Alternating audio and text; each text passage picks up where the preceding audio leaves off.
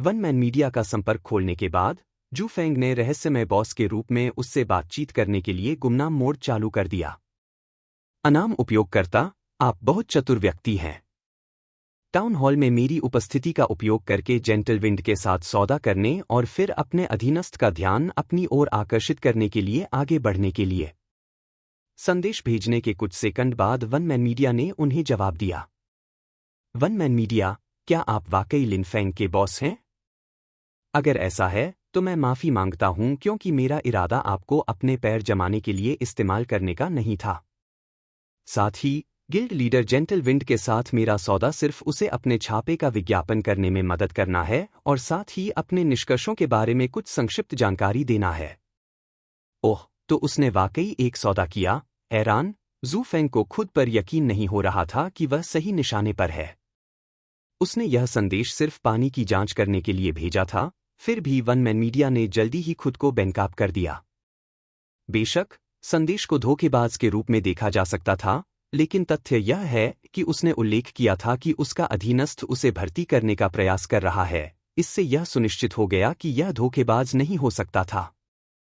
आखिरकार उन दोनों के बीच की बातचीत एक रहस्य थी।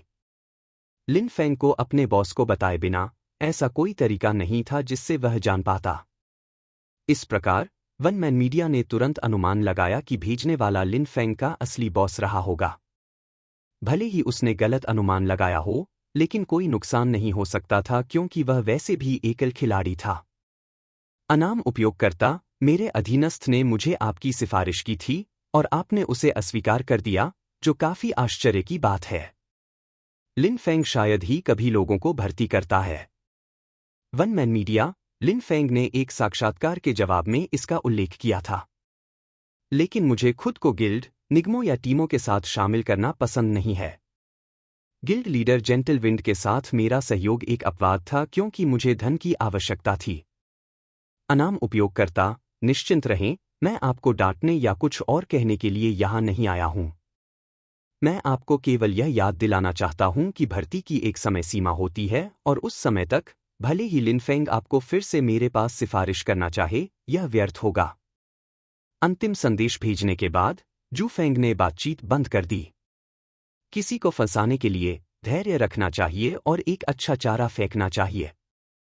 यह कहकर कि भर्ती की एक समय सीमा है, वह इस बात पर प्रकाश डाल रहे थे कि और भी बड़े काम होंगे जो वह करेंगे। यदि वन मैन मीडिया सचमुच एक चतुर व्यक्ति है, तो उसे अपने अंतर्निहित अर्थ को जानना चाहिए और अपने निर्णय बुद्धिमानी से लेने चाहिए। तुम किसे संदेश भेज रहे थे? कहीं से झाओ काई अचानक उसके पीछे प्रकट हुआ और उत्सुकता से पूछा। पीछे मुड़कर जू फेंग ने उसे और उसके चिकने मुंह को देखा। क्या तुमने अभी खाना खत्म किया है? हाँ, मैं भूखा था इसलिए खाना मेरे पेट में ही गायब हो गया। झाओ काई ने अपना पेट रगड़ा, खाने से संतुष्ट था, साथ ही उसके साथ आए अतिरिक्त बल से भी। अब वह पहले की तरह थका हुआ और थका हुआ नहीं था। तो फिर चलिए अपनी यात्रा जारी रखें। हम अंत के करीब हैं। जू फेंग ने सिर हिलाया और टिप्पणी की। रात का समय शुरू होने वाला है और जब ऐसा होगा तो यहाँ के राक्षसों को बहुत बड़ा लाभ मिलेगा। जब ऐसा होगा तो हम मरे हुए लोगों से बेहतर नहीं होंगे, उसने झाओ काई को खतरे का एहसास कराते हुए समझाया। भयभीत होकर झाओ काई ने उत्सुकता से खुद को फिर से आगे बढ़ने के लिए तैयार किया। जैसे ही उसने अपने उपकरणों को संभाला और घबराहट से कोहरे में देखा, वह बोला, तुमने मुझे पहले क्यों नहीं बताया कि रात में राक्षस अधिक कठिन हो जाएंगे? अच्छा, तुमने मुझसे नहीं पूछा? जू फेंग ने कंधे उचका दिए, इस मामले का दोष लेने को तैयार नहीं था। इस तरह की बात पूछने की जरूरत नहीं है, फेंग। इसे पहले ही बता दिया जाना चाहिए। झाओ काई ने बड़बड़ाते हुए अपनी गति बढ़ा दी। क्या तुम्हें पता भी है कि कहाँ जाना है?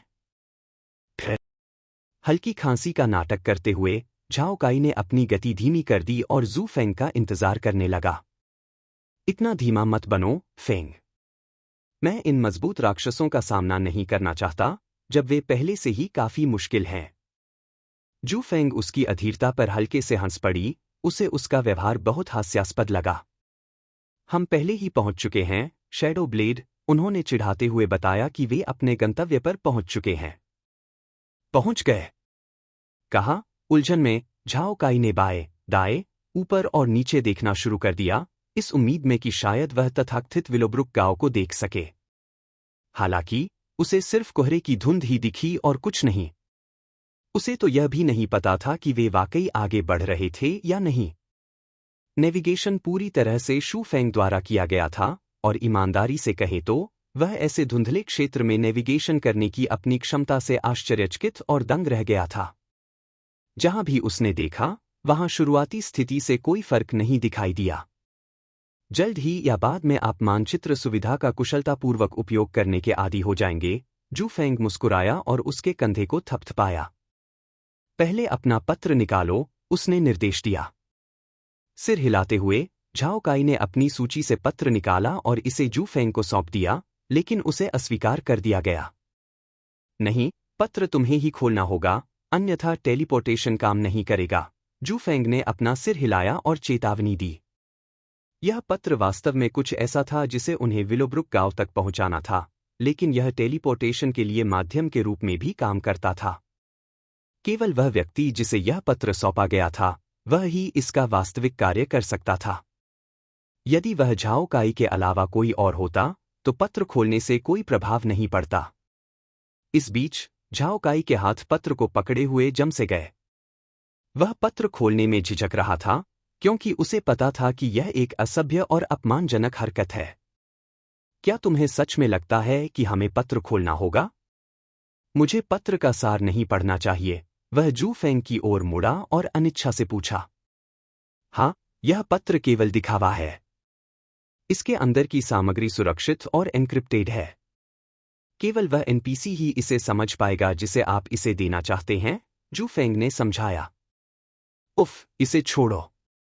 अगर हालात और भी खराब होते चले गए, तो हम बुरे लोग बन जाएंगे। अपना आपा खोते हुए झाओ काई ने पत्र को फाड़ दिया और जल्द ही उसके पैरों के नीचे एक गोलाकार आकृति दिखाई दी।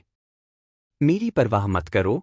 ठीक इसी समय जू फेंग झाओ काई की पीठ पर कूद पड़ा, जिससे एक पीठ पर सवारी का दृश्य बन गया। मेरे ऊपर से हट जाओ, फेंग। तुम भारी हो। चकित होकर झाओ काई उसे दूर फेंकना चाहता था, लेकिन तब तक बहुत देर हो चुकी थी। इसके बाद वे दोनों उस भयानक कोहरे में गायब हो गए और अपने पीछे कोई निशान नहीं छोड़ा। सिस्टम, आपने एक छिपे हुए स्थान विलोब्रुक गांव की खोज की है। जैसे ही सिस्टम प्रॉम्प्ट प्रकट हुआ, कहीं आसमान में दो लोग मुक्त रूप से गिरते हुए दिखाई दिए। फेंग, जल्दी से मेरे ऊपर से हट जाओ, झाओ काई घबराहट में चिल्लाया जब उसने महसूस किया कि जू फेंग उसे सुरक्षा जाल के रूप में इस्तेमाल कर रहा था। अरे, एक व्यक्ति का पूरा नुकसान उठाना दो लोगों से बेहतर है। जू फेंग एक जिद्दी जोंक की तरह स्थिर रहा और उसने झाओ काई की पीठ को कसकर पकड़ लिया। मेरे स्वास्थ्य अंक आपके मुकाबले कम हैं, इसलिए जब तक आप एक बुरे दोस्त नहीं बनना चाहते और मुझे गिरने से नहीं मरना चाहते, तब तक आपको टीम के लिए एक अंक लेना होगा, उन्होंने कहा, झाओ काई को उसे फेंकने के परिणाम की चेतावनी देते हुए। मुझे पता था कि तुम कुछ करने वाले हो। झाओ काई ने पीड़ा में रोते हुए अपनी आंखें बंद कर लीं, यह जानते हुए कि उसे अपनी पीठ से नीचे फेंकने का प्रयास करने में भी बहुत देर हो चुकी थी। धप! झाओ काई जमीन पर गिर गया, जिससे एक छोटा गड्ढा बन गया और धूल जमने लगी। उसका स्वास्थ्य बहुत कम हो गया, सिर्फ 2% से भी कम बचा। इस बीच जू फेंग ने झाओ काई से लापरवाही से उतरकर अपने कपड़ों और चश्मे पर लगी धूल को झाड़ दिया। उनका स्वास्थ्य बिल्कुल ठीक रहा। ओह, यह काफी खतरनाक था। मैं सचमुच धन्य हूं। फिर अभी भी जमीन पर लेटे हुए अपना चेहरा चूमते हुए झाओ काई ने अपनी उंगलियों को धीरे धीरे एक साथ मोड़ा, मुट्ठी बनाई। जू फेंग कितना निर्दयी और निर्दयी था। वह सुरक्षित और स्वस्थ था क्योंकि उसने उसके लिए गिरने से होने वाली सारी क्षति को झेला था। फिर भी उसे धन्यवाद देने के बजाय उसने यह कहने की हिम्मत की कि वह धन्य है। फेंग, मैं तुम्हें मुक्का मारना चाहता हूं, उसने चिल्लाते हुए कहा, उठने की कोशिश करते हुए। खेल में दर्द की अनुभूति कम हो गई थी, इसलिए उसे वास्तव में ज्यादा दर्द महसूस नहीं हुआ, लेकिन उसके शरीर को हुआ नुकसान अभी भी प्रभावी था। इतनी ऊंचाई से गिरने पर कोई भी सामान्य मनुष्य गंभीर रूप से घायल हो सकता था या उसकी मृत्यु हो सकती थी। तुम बहुत ज्यादा बढ़ा चढ़ाकर बता रहे हो, शैडो ब्लेड। जू फेंग ने अपना चश्मा ठीक किया और कहा, डिलीवरी मैन के तौर पर, क्या तुम्हें लगता है कि वे आते ही तुम्हें मार देंगे? डिज़ाइन हमेशा की तरह काफ़ी शरारती है, यह सुनिश्चित करते हुए कि तुम्हारा स्वास्थ्य सिर्फ 2% ही बचा है। ऐसा कहने के बाद जू फेंग ने झाओ काई के स्वास्थ्य को ठीक करने के लिए आगे बढ़े और उसे उठाने में मदद करने के लिए अपना हाथ बढ़ाया। यद्यपि झाओ काई को अभी भी उनके स्पष्टीकरण पर कुछ संदेह था, फिर भी वह उनके स्पष्टीकरण में कुछ भी गलत नहीं बता सके। वह वास्तव में एक डिलीवरी मैन था, और यह बात बिल्कुल भी समझ में नहीं आई कि गंतव्य पर टेलीपोर्ट होने के बाद उसे क्यों मार दिया गया। झाओ काई के खड़े होते ही उसने आसपास के माहौल का निरीक्षण करना शुरू कर दिया। जाहिर है, उन्हें विलोब्रुक गांव के बाहरी इलाके में टेलीपोर्ट किया गया था। विलोब्रुक गांव का बाहरी इलाका शांतिपूर्ण था, जहां घने जंगल और ऊंची ऊंची पहाड़ियां थीं, जहां आइवी से ढके कॉटेज और चमकते फूल जादुई स्पर्श देते थे। ऊंचे विलो वृक्षों से सजे पत्थर के रास्ते इस क्षेत्र से होकर गुजरते हैं, जो शांत वातावरण को और बढ़ा देते हैं। चकित भाव से घूरते हुए झाओ काई ने पूछा, क्या हम अभी भी वरदांत घाटी के पास हैं? भयानक कोहरे का क्या हुआ? यहाँ का वातावरण और माहौल बहुत अलग है। वह अभी अभी के दृश्य में आए तीव्र अंतर को समझ नहीं पाया। अंधकारमय और उदास वातावरण की जगह अब एक शांत और सुंदर वातावरण ने ले ली थी। क्या तुमने सिस्टम प्रॉम्प्ट नहीं पढ़ा? जू फेंग ने धीरे से हंसते हुए कहा। आपका मतलब विलोब्रुक गांव की खोज से है? हम सख्ती से कहें तो हम अभी भी वरदांत घाटी में ही हैं, लेकिन पूरी तरह से नहीं। ऐसा लगता है कि हम एक अलग आयाम में हैं और यहाँ एनपीसी अपनी ही दुनिया में रह रहे हैं। अलग आयाम? तो एक समानांतर दुनिया या दुनिया के भीतर एक नई दुनिया की तरह। ओह जरूर, अगर आप इसे ऐसे ही कहना चाहते हैं, जू फेंग खांसते हुए बोला, उसके सारांश और निष्कर्ष से स्पष्ट रूप से भ्रमित था। फिर भी उसे इन जटिल चीजों को समझाना व्यर्थ लगा। ठीक है, चलो अब गांव में प्रवेश करते हैं, उसने शांति से कहा और गांव के प्रवेश द्वार की ओर चल पड़ा। रुको, झाओ काई ने अपनी जीभ चटकाई और जल्दी से पीछे चला गया। जैसे ही वे गांव के प्रवेश द्वार के पास पहुंचे, 2 सुरक्षा गार्डों ने उन्हें अप्रिय भाव से घूरना शुरू कर दिया। क्या आपको लगता है कि हमारा यहाँ स्वागत है? झाओ काई जू फेंग के करीब गया और फुसफुसाया। बेशक, बस उन्हें पत्र दिखाओ और हमारे आने का कारण बताओ, जू फेंग ने जवाब दिया। सिर हिलाते हुए झाओ काई ने जल्दी से पत्र निकाला और उसे कुछ हद तक घबराए हुए भाव के साथ गार्ड को दिखाया। आखिरकार पत्र खोला गया था और एक डिलीवरी मैन के रूप में यह सबसे बड़ी वर्जित बात थी जो कोई कर सकता था। कोई भी व्यक्ति यह पसंद नहीं करेगा कि डिलीवरी करने वाला व्यक्ति किसी भी प्रकार का पैकेज खोले जिसे वह प्राप्तकर्ता तक पहुंचाना चाहता हो। हालांकि उन्हें यह देखकर आश्चर्य हुआ कि गार्डों को पत्र खोले जाने से कोई परेशानी नहीं हुई और उन्होंने उन्हें प्रवेश की अनुमति दे दी। क्या यह इतना आसान था? झाओ काई ने उस समय पूछा जब वे बिना किसी रुकावट के गांव में दाखिल हुए। तुमने और क्या सोचा? जू फेंग ने अपनी आंखें घुमाई, अपनी निरंतर चिंताओं से थका हुआ महसूस करते हुए। लेकिन अगर उसे अपने ढीले रवैये या चिंतित रवैये के बीच चयन करना पड़ा, तो जू फेंग बाद वाले को चुनेगा। कम से कम इसका मतलब यह था कि झाओ काई दिव्य दुनिया को गंभीरता से लेना शुरू कर रहा था और किसी साधारण खेल को नहीं। अफसोस, संकट खत्म होते ही झाओ काई का व्यवहार आसानी से बदल गया। वह इधर उधर घूमने लगा और नज़ारे निहारने लगा। गांव के अंदर एक चहल पहल भरे चौराहे के चारों ओर छोटी छोटी फूस की छत वाली झोपड़ियां बनी हुई हैं, जो एक आरामदायक और आकर्षक वातावरण का निर्माण करती हैं। चौक पर दुकानें लगी हुई थीं, जिनमें से हर एक में रंग बिरंगे सामान रखे हुए थे, जबकि प्रसिद्ध लोहार की भट्टी से एक गर्म, निरंतर चमक निकल रही थी। धातु पर हथौड़ों की आवाज और एनपीसी की बकबक ने गांव को जीवंत और जीवन से भरा हुआ महसूस कराया। क्या यह वास्तव में एक गांव है? झाओ काई ने उत्सुकता से पूछा। वह स्पष्ट रूप से जीवंत वातावरण से चकित था। ओह, उनके पास तो कुछ खाने पीने की दुकानें भी हैं। जब उसने कुछ खाद्य विक्रेताओं को गांव वालों को अपना खाना बेचते देखा तो उसकी आंखें चमक उठीं। बिना किसी हिचकिचाहट के वह जल्दी से ग्रामीणों के पीछे लाइन में खड़ा हो गया, इस बात से अनजान कि उसकी उपस्थिति ने पहले ही एनपीसी के बीच काफी ध्यान आकर्षित कर लिया था। दिव्य दुनिया से प्राप्त भोजन के प्रति झाओ काई की लत पूरी तरह प्रदर्शित हुई। उसे अपने आसपास की चीजों पर बिल्कुल भी ध्यान नहीं था, क्योंकि उसकी नजरें खाद्य विक्रेता द्वारा बेची जा रही कटारों पर टिकी हुई थीं। हालांकि उसके मुंह में कोई लार नहीं थी, फिर भी जू फेंग को संदेह था कि उन्हें प्रकट होने में अधिक समय लगेगा। यह काई इतना खाने का शौकीन कब बन गया, वह मन ही मन सोच रहा था। अपनी यादों के अनुसार झाओ काई कभी भी खाने का शौकीन नहीं था और खाने के मामले में वह बिल्कुल सामान्य था। जब भी उसे भूख लगती तो वह खा लेता था, लेकिन कभी भी वह इतना ज्यादा या इतना प्यार से खाना नहीं खाता था। हालात को और भी बदतर बनाने के लिए अब एनपीसी उसे ऐसे देख रहे थे जैसे वह चिड़ियाघर का कोई जानवर हो। विलोब्रुक गांव स्पष्ट रूप से अलग थलग था, क्योंकि यह एक अलग आयाम में स्थित था। और चूंकि वे यहां पहुंचने वाले सबसे पहले खिलाड़ी थे, इसलिए उनका ध्यान आकर्षित न करना असंभव होगा। हाथ हिलाकर और सौहार्दपूर्ण ढंग से मुस्कुराते हुए ग्रामीणों का अभिवादन करते हुए जू फेंग ने उन पर अच्छी छाप छोड़ी। आप सभी भविष्य में मेरे अनमोल नियोक्ता या ग्राहक हैं। मैं आप सभी को मुझसे प्यार करने से कैसे रोक सकता हूं? उसने उनका अभिवादन करना शुरू कर दिया, भले ही कुछ लोग उससे सावधान थे या उसे महामारी की तरह टाल रहे थे। अरे फेंग, गांव वालों को नमस्ते कहना बंद करो और मुझे कुछ पैसे देने के लिए यहां आओ। मैं अभी भी कंगाल हूं, झाओ काई अचानक दूर से चिल्लाया, जिससे ग्रामीण जो जू फेंग से बातचीत करने वाले थे हिचकिचाने लगे।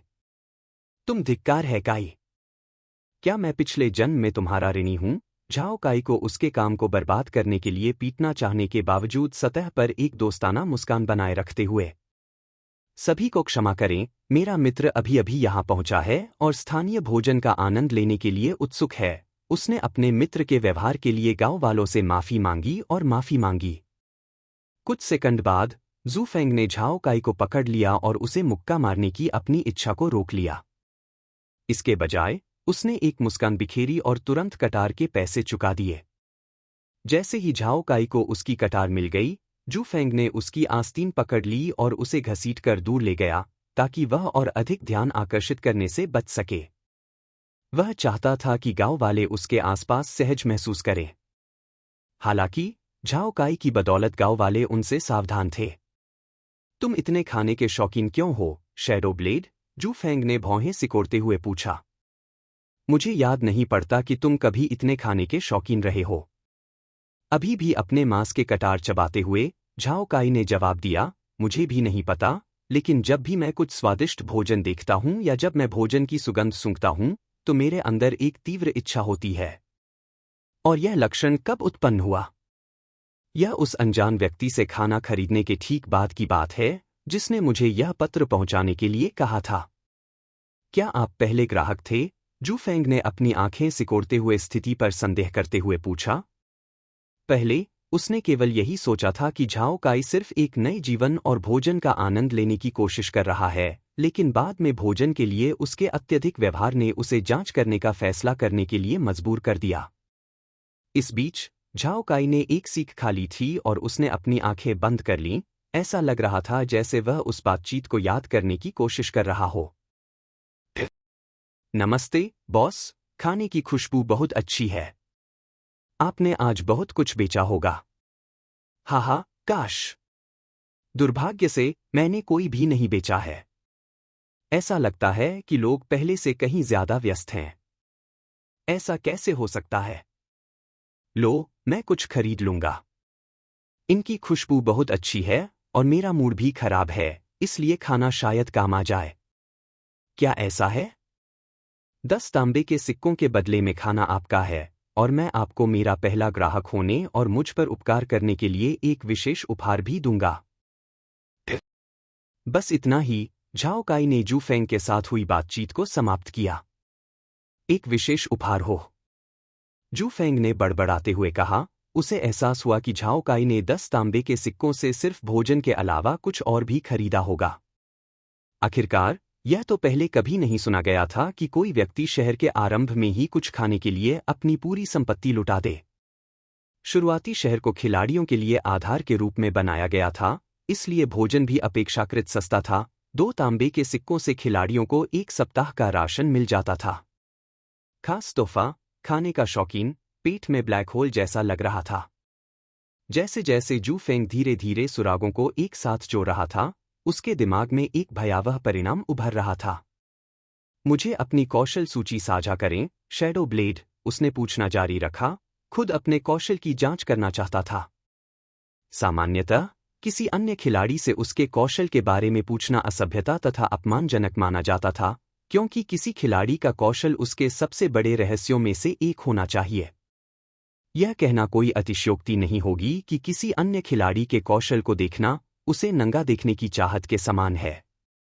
यदि अन्य लोगों को किसी खिलाड़ी के विशिष्ट कौशल के बारे में पता चल जाए, तो इससे पता चलता है कि युद्ध में उनका लाभ बहुत कम हो जाएगा। यहाँ तक कि रैंकर्स और पेशेवर खिलाड़ी भी अपने ज्ञात या प्रसिद्ध कौशल के अलावा अपने कौशल के बारे में ज्यादा कुछ नहीं बताते हैं, जिन्हें रिकॉर्ड किया जा चुका है और दूर दूर तक फैलाया जा चुका है। सौभाग्य से शू फेंग के लिए झाओ काई को ऐसे गहन विवरणों की ज्यादा परवाह नहीं थी और उसने बिना किसी हिचकिचाहट के अपने कौशल को साझा किया। कौशल सेट का खुलासा होने के बाद जू फेंग ने सूची की जांच शुरू कर दी और निश्चित रूप से कुछ सेकंड बाद उसे अंततः मामले का सार पता चल गया। आखिर यह काई क्या कर रहा है, जू फेंग ने मन ही मन कोसा। उसने पहले भी उसके चरित्र निर्माण में उसकी सहायता की थी, तो क्या उसे यह भूमिका नहीं खोजनी चाहिए थी? क्या तुम्हें नहीं पता कि तुम्हारे पास एक एक्स स्किल है? उसने गहरी सांस ली और पूछा। इसमें कोई आश्चर्य नहीं है कि तुम इतने खाने के शौकीन हो गए। एक स्किल? वह क्या है? उलझन में झाओ काई ने अपना सिर थोड़ा झुकाया। एक्स कौशल एक विशेष कौशल है जो चरित्र वर्ग प्रतिबंध को दरकिनार करता है। इस प्रकार के कौशल या तो निष्क्रिय या सक्रिय हो सकते हैं और उन्हें प्राप्त करना आमतौर पर बहुत मुश्किल होता है। जू फेंग ने अपने भाग्य से काफी ईर्ष्या महसूस करते हुए अपना चेहरा थपथपाया। वह केवल अपने खराब मूड को बेहतर बनाने के लिए एक्स कौशल कैसे प्राप्त कर सकता था? यह बहुत अनुचित था। झाओ काई की अचानक अतृप्त भूख और खाने के प्रति अति उत्साही व्यवहार का मूल कारण जानने के बाद जू फेंग को एहसास हुआ कि उसे खुद पर चिंतन करने की जरूरत है। लक्षण तो थे, लेकिन मैं किसी तरह चुप गया। उसने धीरे से अपने होंठ काटे। यह निश्चित रूप से उनकी ओर से एक चूक थी। अगर उन्होंने पहले ही इस बात का पता लगा लिया होता तो वे कई परेशानियों से बच सकते थे। शैडो ब्लेड, अभी के लिए ग्लूटनी एक्स स्किल को निष्क्रिय कर दो, जू फेंग ने उसे निर्देश दिया तथा उसे बताया कि इसे मैन्युअल रूप से कैसे बंद किया जाए। ग्लूटोनी एक्स कौशल ने उपयोगकर्ता को दुश्मनों और संसाधनों के उपभोग और अवशोषण, आंकड़ों को बढ़ाने और अद्वितीय क्षमताओं को अनलॉक करने के माध्यम से सशक्त बनाया। झाओ काई के निम्न स्तर के कारण उसके पास उपलब्ध वर्तमान कौशल वास्तविक कौशल का केवल एक आंशिक अंश ही था। सार नाली प्रभाव लक्ष्य के स्वास्थ्य के एक भाग को अवशोषित करता है, जिससे उपयोगकर्ता का स्वास्थ्य 10% बढ़ जाता है। Cool down 20 second. मन पर्व प्रभाव लक्ष्य के मान का एक भाग अवशोषित कर लेता है तथा उपयोगकर्ता के मान को 15% तक बहाल कर देता है। Cool down 30 second. कौशल आत्मसात प्रभाव उपयोगकर्ता को अस्थायी रूप से 30 सेकंड के लिए लक्ष्य से एक यादृच्छिक कौशल प्रदान करता है। Cool down 2 minute. शक्ति रूपांतरण प्रभाव अवशोषित सार को अस्थायी रूप से आक्रमण शक्ति में 20% की वृद्धि में परिवर्तित करता है। Cool down 1 minute. कौशल अद्भुत थे, लेकिन इसके सक्रिय होने का दुष्परिणाम था अतृप्त भूख और कई अन्य समस्याएं, जो केवल तभी होती थीं जब कौशल का उपयोग लंबी अवधि के लिए किया जाता था। सौभाग्य से झाओ काई अज्ञानी था और उसने लोलुपता कौशल का अधिक उपयोग नहीं किया, अन्यथा इसके परिणामों की कल्पना करना भी कठिन होता। शैडो ब्लेड ग्लूटनी स्किल तब तक सक्रिय स्किल है जब तक कि आप इसे मैन्युअल रूप से बंद नहीं करते हैं, जैसा कि अभी है। इसे पहले डिफ़ॉल्ट रूप से सक्रिय के रूप में सेट किया गया था, इसलिए आप धीरे धीरे अवचेतन रूप से कौशल का उपयोग कर रहे हैं, जू फेंग ने अपनी मुट्ठी भींचते हुए समझाया। वह स्वयं से निराश था कि उसे पहले इसका पता क्यों नहीं चला, विशेषकर तब जब राक्षसों का शिकार करना उसके लिए आसान हो गया था। वह अत्यधिक आत्मसंतुष्ट थे और सोचते थे कि उनकी टीम वर्क लगभग दोषरहित है, जिसके कारण काम आसान हो गया। हालांकि यह मुख्य रूप से आसान हो गया क्योंकि झाओ काई अवचेतन रूप से ग्लूटोनी को सक्रिय कर रहा था और राक्षस को अवशोषित कर रहा था, जिससे उसे खुद को एक बफ मिल गया। बफ उसके अपने बफ के साथ ओवरलैप हो गया, जिससे उसके लिए परिवर्तनों का पता लगाना और भी मुश्किल हो गया। तुम्हें खुद को बहुत ज्यादा दोष देने की जरूरत नहीं है, फेंग, झाओ काई ने मुस्कुराते हुए उसके कंधे को थपथपाया। इसकी जांच न करने के लिए दोष मेरा होना चाहिए था।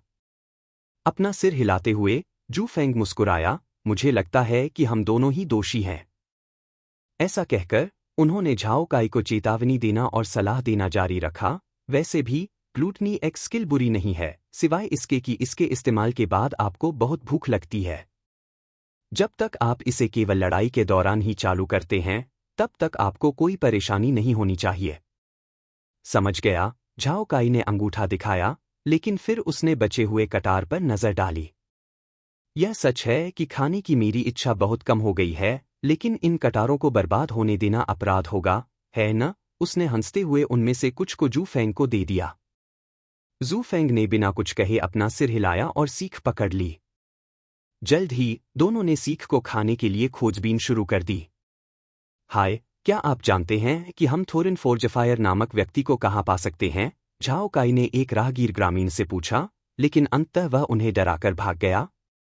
उलझन में उसने जवाब में अपना सिर खुजलाया और जू फेंग की ओर मुड़ा। क्या मैं इतना डरावना लग रहा हूं? मैं बस एक सवाल पूछ रहा हूं। जू फेंग ने उदासीन भाव से उसके सवाल को नजरअंदाज कर दिया।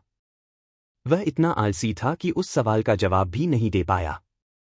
यदि आपके पास वह लोलुपता वाला दुष्प्रभाव सक्रिय नहीं होता, तो क्या हम यहां फंसे होते? सावधानी से जू फेंग ने झाओ काई से खुद को दूर रखना सुनिश्चित किया, ताकि ग्रामीणों से पता लगाया जा सके कि उसने पहले कुछ प्रगति की है या नहीं।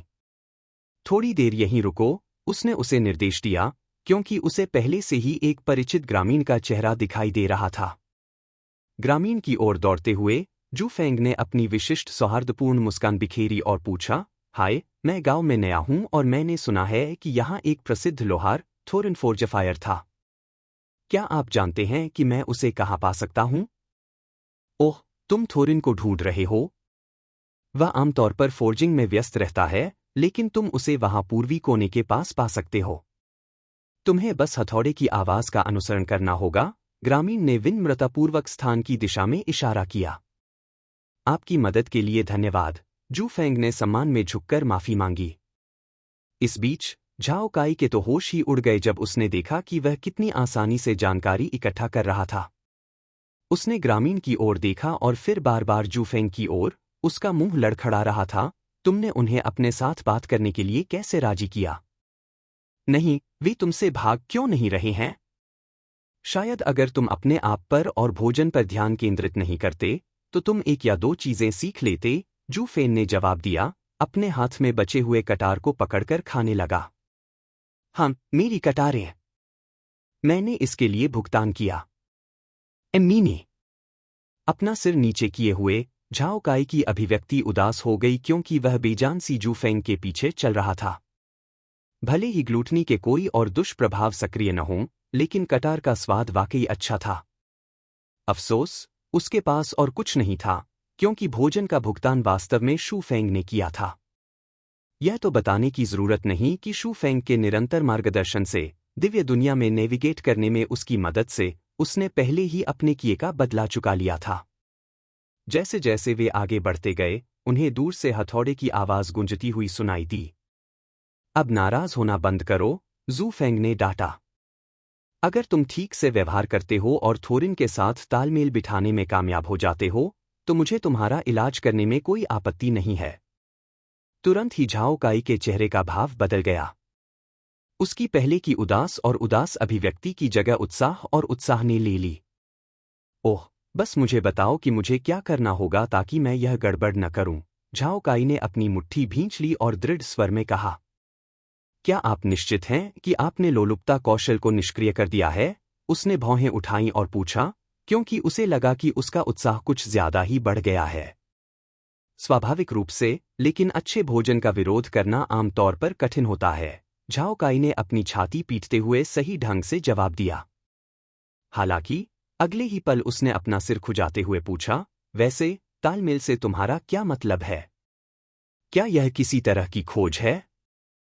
झाओ काई को तालमेल प्रणाली समझाने और एनपीसी के साथ कैसे व्यवहार करना है, इस पर जोर देने में कुछ मिनट बिताने के बाद झाओ काई को अंततः समझ में आ गया कि ग्रामीण उसके साथ मित्रवत क्यों थे।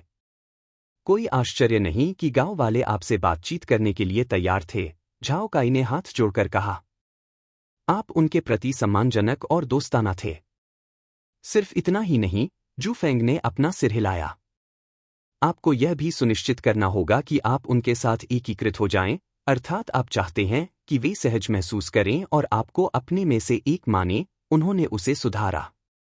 लेकिन यह कैसे संभव है? हम अभी अभी गांव में दाखिल हुए हैं और आप उनमें से एक बन गए, संदेह से झाओ काई ने अपनी भौहें उठाईं और उसकी ओर देखा। क्या यह आपके अपमानजनक व्यवहार के कारण नहीं है? जू फेंग ने उपहास किया। आपका धन्यवाद, इससे मेरे लिए अच्छा आदमी बनना आसान हो गया जबकि आप। उन्होंने कहा, अंतिम शब्द को पूरा करने की जहमत नहीं उठाई क्योंकि यह बिल्कुल स्पष्ट था कि यह क्या होने वाला था। इसका तो मैं तुम्हारा कदम रखने का पत्थर बन गया। झाओ काई ने अपनी जीभ चटकाई, इस बात से नाखुश महसूस करते हुए कि उसका इस्तेमाल किया गया था। दुर्भाग्यवश वह इसके लिए केवल स्वयं को ही दोषी मान सकता था। किसने उसे इतनी जल्दबाजी में काम करने को कहा और शुरू से ही गांव वालों की बात पर ध्यान नहीं दिया? हालांकि जब उसने आगे सोचा तो उसे एहसास हुआ कि अगर जू फेंग ने उसे पहले चेतावनी दी होती तो यह दुर्घटना नहीं होती। मुझे मूर्ख बनाया गया है, जैसे उस पर वज्रपात हुआ हो। झाओ काई को एहसास हुआ कि यह जू फेंग की उसे जानबूझकर निराश करने की पिछली योजना का बदला था। अरे, वह कितना तुच्छ हो सकता है। कुछ समय बाद वे लोहार की दुकान पर पहुंचे। तो यह फोर्जफायर लोहार की दुकान है, झाओ काई ने दुकान के बाहरी हिस्से पर नजर डालते हुए कहा। इमारत के बाहरी हिस्से पर एक बड़ा, जटिल रूप से गढ़ा हुआ लोहे का चिन्ह लगा था, जिस पर एक निहाई और हथौड़ा बना हुआ था, जो उनके शिल्प का प्रतीक था। पत्थर की दीवारों को लकड़ी के मोटे बीमों ने मजबूती प्रदान की थी, तथा चौड़े, खुले दरवाजे से धातु के टकराने की आवाज और भट्टी की गर्म चमक पत्थर की सड़क पर फैलती थी। क्या तुम्हें याद है कि जब हम अंदर गए थे तो हमें क्या करना था? जू फेंग ने दुकान के विवरण पर ज्यादा ध्यान न देते हुए पूछा। आखिरकार, ज्यादातर लोहार की दुकानों में एक जैसे डिजाइन होते थे, खास तौर पर हथौड़े की आवाज। हालांकि इसका मतलब यह नहीं था कि गुणवत्ता एक जैसी थी, क्योंकि अलग अलग लोहार अलग अलग उत्पाद बना सकते थे। कुछ लोहार शस्त्र बनाने में निपुण थे, जबकि कुछ कवच आदि बनाने में निपुण थे। निश्चिंत रहो, फेंग। मैंने तुम्हारी बातें ध्यान में रखी हैं। उसकी छाती थपथपाते हुए झाओ काई ने जू फेंग को आश्वस्त किया कि वह दोबारा वही गलती नहीं करेगा। जू फेंग ने सिर हिलाते हुए अपना हाथ आगे बढ़ाया और उसे पहले प्रवेश करने का संकेत दिया। आत्मविश्वास और गर्व के भाव के साथ झाओ काई ने शांतिपूर्वक फोर्जफायर लोहार की दुकान में प्रवेश किया। तुरंत ही भट्टी के बीचों बीच एक महिला ने उनका स्वागत किया। उसके भूरे बाल पीछे की ओर एक चोटी में बंधे थे और हरी आंखें उस चमकती हुई धातु पर केंद्रित थीं जिसे वह सटीकता से हथौड़ा मार रही थी। वह कालिक से सने काम के कपड़ों के ऊपर चमड़े का एप्रन पहने हुए थी और उसकी मांसल भुजाएं कुशलता से चल रही थीं, तथा हथौड़े का प्रत्येक प्रहार समर्पण की भावना से गूंज रहा था। उसके माथे पर पसीने की बूंदें उभर आईं, जो यह दर्शा रही थीं कि उसे गढ़ने में कितना जोर लगाना पड़ा। इस बीच झाओ काई ने कुछ सेकंड के लिए दुकान के अंदर की ओर देखना शुरू किया, यह देखने के लिए कि क्या दुकान में कोई और भी है, लेकिन उसे एहसास हुआ कि यह सिर्फ महिला थी। उसने अपना सिर जू फेंग की ओर घुमाया, ऐसा लग रहा था कि वह चेहरे के भावों के जरिए उससे सलाह मांग रहा था। हालांकि जू फेंग ने जवाब में केवल अपने कंधे उचका दिए, क्योंकि उसे भी कुछ पता नहीं था। हो सकता है कि वह औसत खिलाड़ी से थोड़ा अधिक जानता हो, लेकिन इसका मतलब यह नहीं कि वह सब कुछ जानता हो। यदि ऐसा होता तो फिर वह कड़ी मेहनत क्यों करता? यह जानते हुए कि जू फेंग उसकी मदद नहीं करने वाला था, झाओ काई ने हिम्मत जुटाई और पूछा, नमस्ते, मैं थोरिन नामक एक लोहार की तलाश कर रहा हूं। स्वूश! इससे पहले कि झाओ काई अपना प्रश्न पूरा कर पाता, एक हथौड़ा उसके पास से गुजरा, जो मात्र कुछ मिलीमीटर से चूक गया और फिर जोरदार आवाज के साथ फर्श पर गिर गया। उसने मुंह में लार भर ली, जब उसे एहसास हुआ कि वह मौत से बच गया है। उसका शरीर एकदम स्थिर था, संभवतः अचानक हुई इस हरकत से वह स्तब्ध था। जहां तक जू फेंग का सवाल है, उसने चुपचाप कुछ कदम पीछे हट लिए, जिससे उसके और झाओ काई के बीच एक स्पष्ट रेखा खिंच गई। फर्श पर हथौड़े के प्रहार से ही जू फेंग को महिला की ताकत का अंदाजा हो गया और उसे कम नहीं आंका जा सकता था। इसलिए वह इसमें बिल्कुल भी शामिल नहीं होने वाला था, जबकि झाओ काई ने ही उसे उकसाया था। उन्होंने निष्कर्ष देते हुए कहा, काम करते समय लोहार लोग सचमुच बहुत ही चिड़चिड़े स्वभाव के होते हैं। तुमने वास्तव में मुझे यहां बर्बाद कर दिया, फेंग। इस बीच झाओ काई आंसू के कगार पर था, ऐसा महसूस कर रहा था जैसे उसके साथ फिर से जू फेंग ने धोखा किया हो। कुछ सेकंड बीत जाने के बाद भी उसने एक मांसपेशी भी हिलाने की हिम्मत नहीं की। उसे डर था कि कहीं एक और हथौड़ा उसके पास से न गुजर जाए, और इस बार वह उस पर गिरेगा, और वह भी केवल कुछ मिलीमीटर से नहीं। सौभाग्यवश यह धमाका कुछ ही मिनट तक चला। उसके बाद महिला ने रुककर अपना ध्यान उन दो नए लोगों की ओर लगाया। बोलो, तुम कौन हो और मेरे पिता से क्यों मिलना चाहते हो? उसने अपना हथौड़ा पकड़ा और उनकी ओर इशारा करते हुए उनका परिचय पूछा। हम हैं। आप नहीं। जब झाओ काई ने अपना परिचय देने का प्रयास किया तो महिला ने नाक भौं सिकोड़ते हुए कहा। फिर उसने अपना हथौड़ा जू फेंग की ओर तानते हुए कहा, तुम मुझे बताओ कि तुम विलोब्रुक गांव में क्यों हो? मैं समझता हूं। ऐसा इसलिए है क्योंकि हम यहां अजनबी और अपरिचित लोग हैं। जू फेंग ने उसकी शत्रुता का कारण समझते हुए तुरंत अनुमान लगा लिया। किसी सुनसान गांव में दो अनजान व्यक्तियों का अचानक आ जाना स्वाभाविक रूप से लोगों में दहशत पैदा कर सकता है। यह बात खास तौर पर तब सच होती है जब वे लोहार होते हैं, और उनके कौशल और विशेषज्ञता की चाहत शायद कई लोगों को होती है। कृपया घबराएं नहीं, मिस ब्लैकस्मिथ। हम यहाँ किसी की ओर से मिस्टर थोरिन को एक पत्र देने आए हैं, और इसीलिए हम यहाँ पहुँच पाए हैं, जू फेंग ने शांत भाव से समझाया। उसने अपने व्यवहार में सावधानी बरती ताकि महिला को डर न लगे और वह उन पर हमला न कर दे। यह अवास्तविक है। एक लोहार कुछ भेड़ियों से भी ज्यादा खतरनाक होता है। जू फेंग की सावधानीपूर्वक और नाजुक व्याख्या के कारण महिला ने अपना सिर हिलाया। फिर भी उन्होंने सत्यापन के लिए पत्र मांगा। वह तथाकथित पत्र कहाँ है? अगर तुमने जो कहा वह झूठ है तो मेरे हथौड़े को अपनी ओर घुमाने के लिए दोष मत दो, उसने विनम्रतापूर्वक धमकी दी। तुम अभी भी बेवकूफ की तरह क्यों खड़े हो? जल्दी करो और इस मिस को पत्र दे दो, जू फेंग ने निर्देश दिया। अपने मित्र का निर्देश सुनकर झाओ काई की घबराहट दूर हुई और उसने पत्र वापस ले लिया। अत्यंत सम्मान के साथ उन्होंने पत्र को दोनों हाथों में पकड़ लिया और 90 डिग्री पर झुक गए। यह पत्र है, मिस ब्लैकस्मिथ, उसने जू फेंग के संबोधन के तरीके की नकल करते हुए कहा। महिला ने तेजी से पत्र छीन लिया और एक सरल नजर से पत्र को सूंघा। उसकी हरकतों से झाओ काई कुछ उलझन में पड़ गया, लेकिन वह इस बार चुप रहने में चतुर था। कुछ सेकंड बाद महिला ने अपना सिर हिलाया। यह वास्तव में अंकल गोरिक का पत्र है। यह सुगंध और अनोखा अक्षर चिन्ह। देखो, हम झूठ नहीं बोल रहे थे। झाओ काई ने अपना शरीर पीछे खींच लिया और गर्व से खड़े होकर कहा। हालांकि महिला की एक तीखी नजर ने झाओ काई को 90 डिग्री के झुकाव पर वापस जाने के लिए प्रेरित किया। आपका नाम क्या है? फिर महिला ने पूछा। मैं फियोना फोर्जफायर हूं, और यहाँ के अधिकांश ग्रामीण मुझे फियोना के नाम से ही पुकारते हैं, लेकिन आप अभी मुझे केवल ब्लैकस्मिथ फियोना ही कह सकते हैं, उसने अपना नाम बताते हुए कहा। शुभ संध्या, लोहार फियोना, जू फेंग ने विनम्रता से झुककर कहा। मुझे लिन फेंग कहा जाता है, और मेरा साथी जो पहले असभ्य था, उसका नाम शैडो ब्लेड है। अशिष्ट, झाओ काई भड़क गया और अपनी उंगलियों को मुट्ठी में बांध लिया।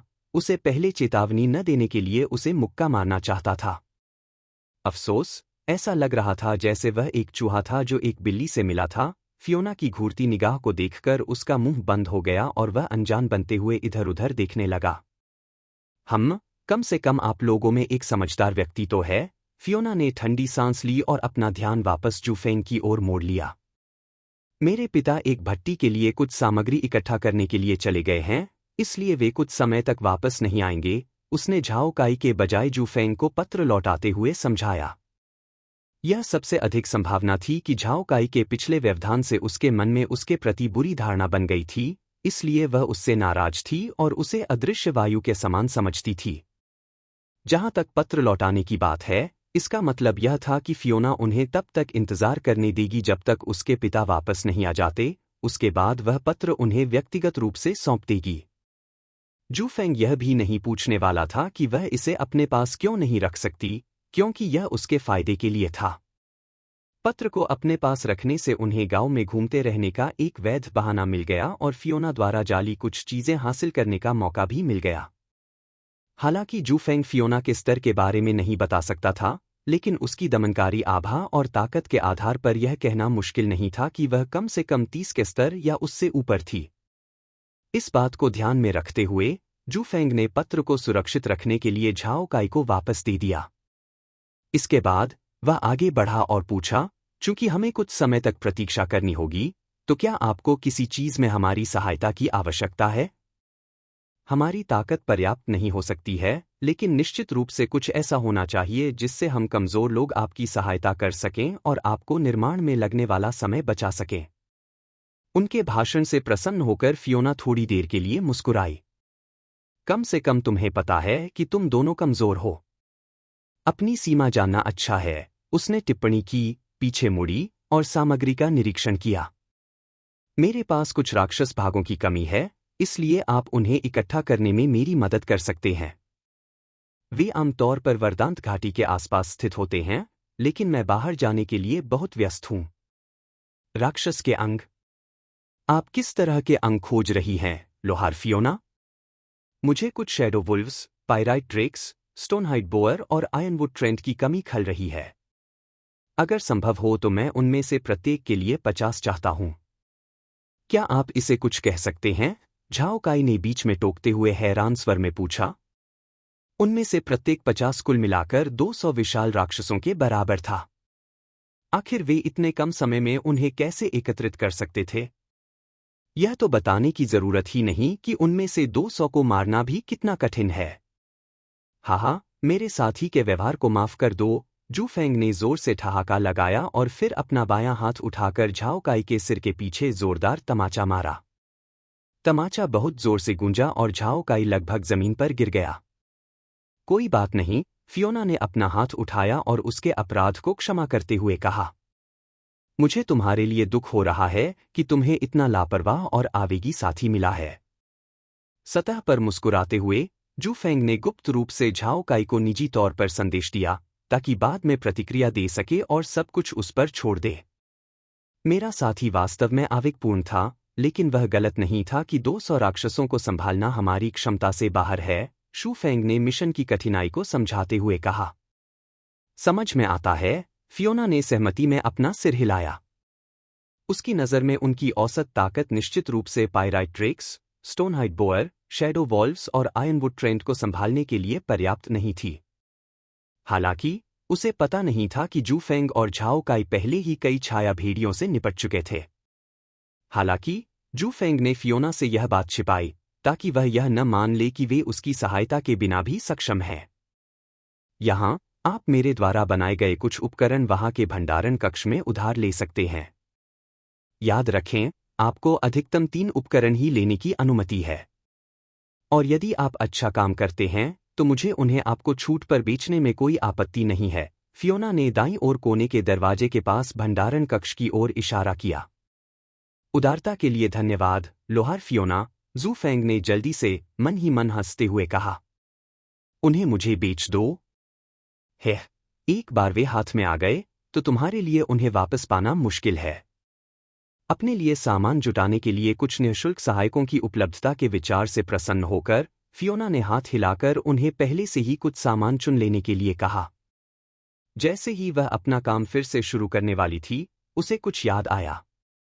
ओह ठीक है, क्योंकि आप शायद पत्र की छिपी हुई टेलीपोर्टेशन सुविधा के माध्यम से यहां पहुंचे हैं। अब जब प्रभाव चला गया है तो आपके लिए वापस लौटना मुश्किल होगा। टेबल के पास से पदक लें और खुद को पंजीकृत करने के लिए विलेज टेलीपोर्टेशन प्लेटफॉर्म पर जाएं। शू फेंग द्वारा फियोना को प्रभावित करने और खुश करने के बाद उसने थोड़ा उदार होने का फैसला किया और उन्हें गांव में वापस लौटने की अनुमति दे दी। हालांकि मुख्य कारण संभवतः यह था कि उसे राक्षस के अंगों को वितरित करने के लिए सबसे पहले उन्हें वापस लौटना था। और ठीक इसी समय जू फेंग और झाओ काई दोनों के लिए एक सिस्टम प्रॉम्प्ट प्रकट हुआ। मिशन क्वेस्ट, लोहार की आपूर्ति। मिशन दाता, फियोना फोर्जफायर। विवरण: विलोब्रुक गांव की लोहार फियोना फोर्जफायर ने नीचे सूचीबद्ध अपने शिल्प के लिए आवश्यक सामग्री जुटाने में आपकी सहायता का अनुरोध किया है। -50 शैडो वुल्फ खाल, -50 पायराइट ड्रेक स्केल, -50 स्टोनहाइड सुअर की खाल, -50 आयरनवुड ट्रेंट बार्क। पुरस्कार: विलोब्रुक गांव में प्रतिष्ठा में वृद्धि। किसी भी टेलीपोर्टेशन प्लेटफॉर्म के माध्यम से विलोब्रुक गांव तक पहुंच प्राप्त करें। -15,000 अनुभव अंक, -40 तांबे के सिक्के। ट्रिगर करने की संभावना: फियोना फोर्जफायर द्वारा तैयार किया गया दुर्लभ कस्टम हथियार या कवच। उद्देश्य: अनुरोधित सामग्रियों को एकत्रित करें और विलोब्रुक गांव में फियोना फोर्जफायर तक पहुंचाएं। मिशन स्वीकार करें। हाँ, बटा, नहीं। झाओ काई ने एक पल के लिए जू फेंग की ओर देखा और हाँ तभी स्वीकार किया जब उसने देखा कि जू फेंग ने अपना सिर हिलाया। ठीक है, मैंने अपनी बात कह दी है, अब जल्दी करो और अपनी सहायता के लिए उपकरण चुनो। मुझे ज्यादा इंतजार मत करवाओ, फियोना ने कुछ झुंझलाहट भरे अंदाज में कहा, क्योंकि उसने उनसे बातचीत में काफी समय बर्बाद कर दिया था। उसके तौर तरीके देखकर जू फेंग को आश्चर्य नहीं हुआ, क्योंकि ज्यादातर लोहार ऐसे ही होते हैं। उनके पास अपने काम में सिर्फ आंखें होती हैं और कुछ नहीं। पहले भंडारण कक्ष में जाओ, शैडो ब्लेड, जू फेंग ने निर्देश दिया जबकि वह उस मेज की ओर चला गया जहां एक पदक रखा हुआ था। पदक उठाकर और उसका ध्यानपूर्वक निरीक्षण करके जू फेंग को खुशी हुई कि उसका प्रयास व्यर्थ नहीं गया। यह पदक लोहे की लकड़ी से बनाया गया है, जिस पर आग और चिंगारियों की नक्काशी के बीच एक हथौड़ा और निहाई का डिजाइन उकेरा गया है।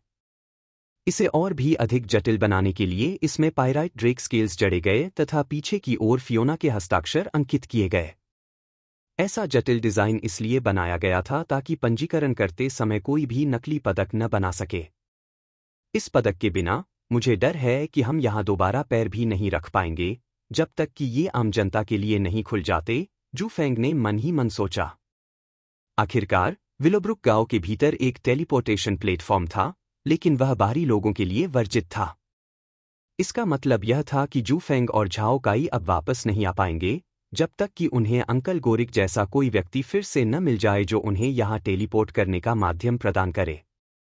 हालांकि अब यह समस्या हल हो गई है, क्योंकि फियोना ने पंजीकरण के लिए उन्हें पदक उधार दे दिया है। इस काई ने अपने गुस्से से लगभग सब कुछ बर्बाद कर दिया, उसने मन ही मन आह भरी। यदि वह समय पर प्रतिक्रिया नहीं करता और झाओ काई के सिर के पीछे तमाचा मारता, तो फियोना नाराज और क्रोधित होकर अपने मिशन से पीछे हट सकती थी। कुछ समय बाद जू फेंग चुपचाप फियोना को परेशान किए बिना भंडारण कक्ष की ओर चला गया, जो उस समय अपनी फोर्जिंग में तल्लीन थी और तीव्रता से हथौड़ा मार रही थी। भंडारण कक्ष में पहुंचने पर जू फेंग ने अंदर की ओर देखा। भंडारण कक्ष में मंद रोशनी थी, दीवारों के साथ मजबूत लकड़ी की अलमारियों की कतारें लगी हुई थीं, जिनमें विभिन्न उपकरण और सामग्री भरी हुई थी। धातु की सिलियां, चमड़े की पट्टियां और लकड़ी के हैंडल लेबल लगे बक्सों में बड़े करीने से व्यवस्थित किए गए थे। जैसे ही वह भंडारण कक्ष को देखता रहा, दूर से जू फेंग झाओ काई की उत्साहित आवाज सुनने में सक्षम हो गया। ओह, यह अच्छा है। नहीं, यह तो पिछले वाले से भी बेहतर है। यह काई वास्तव में बहुत लापरवाह है। जू फेंग ने अपना सिर हिलाया और आगे बढ़कर झाओ काई से मिला, जो हथियारों में तल्लीन था। वह उत्साह में विभिन्न प्रकार की बंदूकें थामे हुए था, मानो वह उनसे अलग होना ही नहीं चाहता था। उसके आश्चर्य की बात यह थी कि झाओ काई ने पहले ही नया कवच पहन लिया था। क्या तुम पहले अपने स्तर के बारे में झूठ बोल रहे थे? जू फेंग ने अपना मुंह हिलाया जब उसने कवच का अधिक गहनता से निरीक्षण किया। झाओ काई ने शर्म से मुस्कुराते हुए कवच उतार दिया और जू फेंग को आंकड़े देखने की अनुमति दी, जिससे उसे समझाने में काफी मेहनत से बचा गया। लौह कवच, निशानेबाज कवच। प्रकार: कवच। स्तर की आवश्यकता 5। रक्षा +30। स्थायित्व 100/100। गुण चपलता +10। सटीकता +5%। स्वास्थ्य +50। विशेष गुण प्रिसिजन शील्ड, इसमें आने वाली दूरी से होने वाली क्षति को 20% तक कम करने की 10% संभावना है। विवरण फियोना फोर्जफायर द्वारा डिजाइन किया गया एक अच्छी तरह से तैयार किया गया कवच जो उत्कृष्ट सुरक्षा प्रदान करता है और पहनने वाले की चपलता और सटीकता को बढ़ाता है। कवच को झाओ काई को वापस सौंपते हुए जू फेंग ने पूछा, आप अचानक 5 स्तर तक कैसे पहुंच गए? उस बारे में मुझे मिशन क्वेस्ट पूरा होने की सूचना तब मिली जब मैंने लोहार फियोना को पत्र सौंपा। झाओ काई ने कवच पहना और कहा, उसे भी यह स्थिति आश्चर्यजनक लगी। आखिरकार उन्हें थोरिन के लौटने का इंतजार करना था, लेकिन किसी तरह मिशन क्वेस्ट को पूरा होने के रूप में सूचीबद्ध किया गया था। यह वास्तव में अजीब है। जू फेंग ने अपनी भौहें सिकोड़ लीं, ऐसा लग रहा था कि वह भी परिस्थितियों से उलझन में था। ठीक है, चलो भविष्य के बारे में सोचना बंद करें और अपने उपकरण चुनें, झाओ काई ने अचानक कहा और कुछ कर्मचारियों को वापस ले लिया। उन्होंने कहा, मैंने पहले भी इन कर्मचारियों को देखा था और सोचा कि शायद आपको ये पसंद आएंगे। धन्यवाद, लेकिन इसकी कोई जरूरत नहीं है। जू फेंग ने अपना सिर हिलाया और कर्मचारियों को अस्वीकार कर दिया। वे बुरे नहीं थे, लेकिन उनके मानक इतने ऊंचे थे कि ये कर्मचारी उनकी नजरों में नहीं आ सकते थे। यह तो बताने की जरूरत ही नहीं कि अगर वह उन्हें पकड़ भी लेता, तो भी वह उन्हें लैस नहीं कर सकता था। यहाँ ज्यादातर उपकरणों के लिए खिलाड़ियों का लेवल 5 या उससे ऊपर का होना जरूरी था। इसलिए उनके लिए उन्हें देखना भी बेकार था। किसी ऐसी चीज को अपने पास रखने का क्या मतलब है जिसका उपयोग नहीं किया जा सकता? पैसे के लिए? मानो वह इतना मंदबुद्धि हो कि हथियार बेचे और दूसरों को मामूली रकम के बदले भारी लाभ उठाने की अनुमति दे। हालांकि वह बाजार में हेरफेर कर सकता था और बदले में भारी मुनाफा कमा सकता था, लेकिन इसके नुकसान इसके फायदों पर भारी पड़ गए। उपभोग्य औषधियों के विपरीत, हथियारों या कवच को उनके बीच से ही रिसाइकिल किया जा सकता था और उनका स्थायी रूप से उपयोग किया जा सकता था। जब चीजें अधिक निश्चित हो जाएंगी, तब मैं इस बाजार के बारे में सोचूंगा, जू फेंग ने मन ही मन सोचा। वह इस समय इस जोखिम में पड़ने को तैयार नहीं था। जब जू फेंग ने झाओ काई की सद्भावना को अस्वीकार कर दिया, तो झाओ काई कुछ नाराज हुआ और उसने एक छड़ी उसके हाथ में थमा दी। सुनो, हो सकता है कि तुम अभी इसे लैस करने की योग्य न हो, लेकिन बाद के लिए बैकअप रखने में क्या बुराई है? झाओ काई ने डांटा। और एक भयंकर गुस्से के साथ उन्होंने कहा, इसके अलावा, जैसा कि ब्लैक स्मिथ फियोना ने कहा था, आप उपकरण को किसी ऐसे व्यक्ति को उधार दे सकते हैं जिसे इसकी आवश्यकता हो, एक शुल्क के लिए।